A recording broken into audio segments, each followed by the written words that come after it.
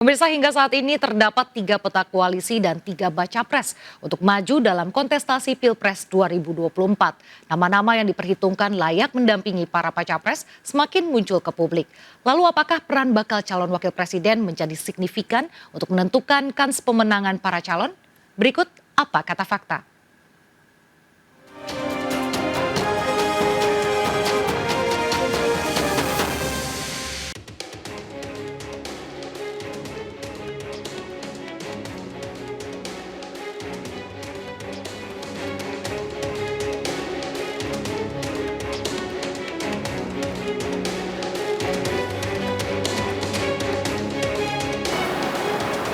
Mendekati gelaran Pilpres 2024, nama-nama bakal calon wakil presiden atau bacawa pres mulai bermunculan dan menjadi perbincangan di masyarakat dalam menentukan orang nomor 2 di Indonesia.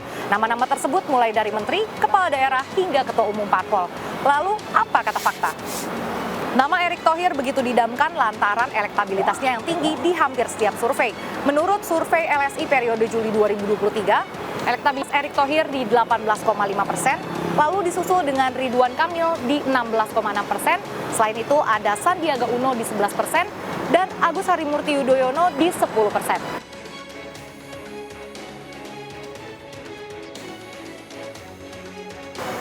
Ketua DPP PDIP Puan Maharani menyebut ada 5 nama sosok yang akan menjadi kandidat bacawa pres bagi Ganjar Pranowo. Di antaranya ada Menparekraf Sandiaga Uno, lalu Ketua Umum PKB Muhaimin Iskandar, Menteri BUMN Erick Thohir, lalu ada mantan Panglima TNI Andika Perkasa, dan juga Ketua Umum Partai Demokrat yaitu Agus Harimurti Yudhoyono. Sandiaga, Muhaimin, Andika, pasangannya dari jalan ke Semen kita ada 10 nama tapi sekarang sudah mulai menonjol.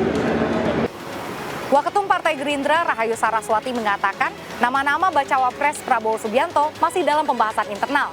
Namun dia menyebut nama-nama cawapres yang santer di lembaga survei masuk dalam radar pendamping Prabowo. Di antaranya ada Ketua Umum PKB Muhaimin Iskandar, lalu Menteri BUMN Erick Thohir, dan yang terbaru nama dari putra Presiden Joko Widodo, Gibran Rakabuming Raka, yang akan menjadi pendamping Prabowo.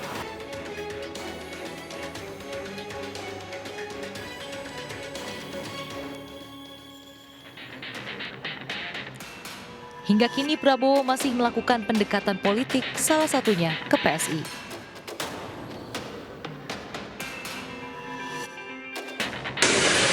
Harus menjaga suasana sejuk, kerukunan, kebaikan untuk semua pihak.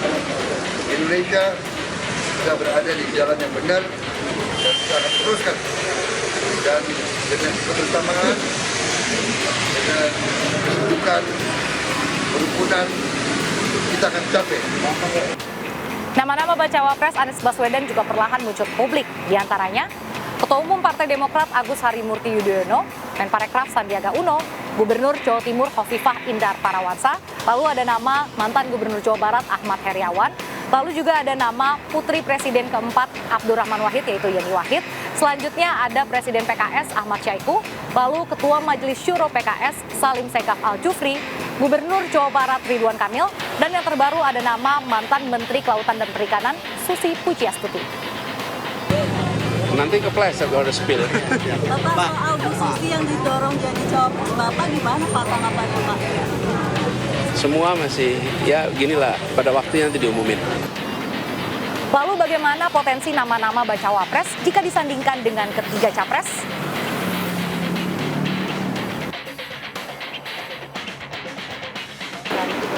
Iya, kalau bicara secara meritokrasi sebetulnya karir politik seseorang itu kan paling sempurna ketika dia pernah ada di level kepala daerah, pernah ada di level legislatif, lalu kemudian dianggap pantas untuk ada di level nasional. Kalau dari sisi fungsi menghadapi tantangan yang ada di depan mata, Pak Jokowi kan sering mengutarakan ya 2023 cenderung gelap. Seterusnya tantangan dinamika global juga semakin dinamis, terutama di bidang ekonomi, sehingga memang sosok yang memiliki latar belakang di bidang ekonomi bisa menjadi variabel komplementer atau kekuatan tersendiri. Di situ ada nama seperti Erick Thohir, ada nama seperti Sandiaga Uno. Dari nama-nama cawapres yang ada, siapa yang akan mendampingi Ganjar kira-kira? Ya, kalau bicara Ganjar ini kan dia butuh sosok yang katakanlah bisa menutupi kelemahannya di daerah-daerah yang dia tidak cukup kuat. Misalnya bicara Jawa Barat atau Sumatera misalnya.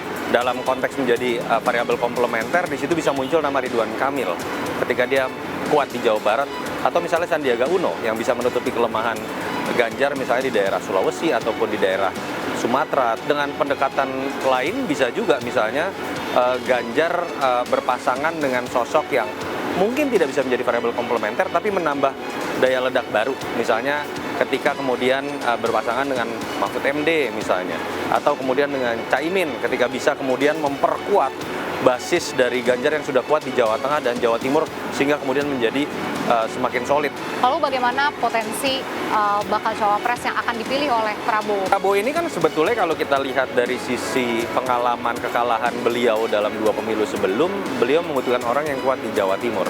Itu yang sebenarnya coba kita analisis, kenapa sih dari tahun-tahun sebelumnya Prabowo sudah menggandeng PKB? Karena trauma kekalahan di Jawa Timur, kita tahu PKB kuat di Jawa Timur. Tapi belakangan sepertinya ada sebuah perbedaan strategi ya. Seperti agak fokus pada upaya mendompleng nama Jokowi, sehingga kemudian nama Caimin seperti terpinggirkan. Kalau untuk Anies bagaimana? Iya, Mas Anies kelemahannya ada di Jawa Tengah dan Jawa Timur. Beliau hanya kuat di beberapa daerah Sumatera atau beberapa daerah Kalimantan. Saya pikir itu yang menjelaskan kenapa dari awal nama Ibu Khofifah selalu muncul untuk digait gitu ya. Tapi kita tahu penolakan terhadap Mas Anies ini kan belakangan muncul ya, karena dianggap menjadi antitesis dari pemerintahan Jokowi, ditambah pula arah angin yang ditunjukkan dari survei-survei yang mengatakan suara Anies terus turun. Jadi kalau dilihat dari sisi kebutuhan, sebetulnya Mas Anies membutuhkan sosok yang kuat di Jawa Timur. Entah itu misalnya Ibu Khofifah atau misalnya Caimin, tapi secara realistis supaya kemudian bisa tetap maju saja dengan tidak hengkangnya 3 partai yang sudah bergabung, mungkin pada akhirnya Mas Anies akan terpaksa menerima pinangan atau penempatan nama Mas Ahy sebagai cawapres.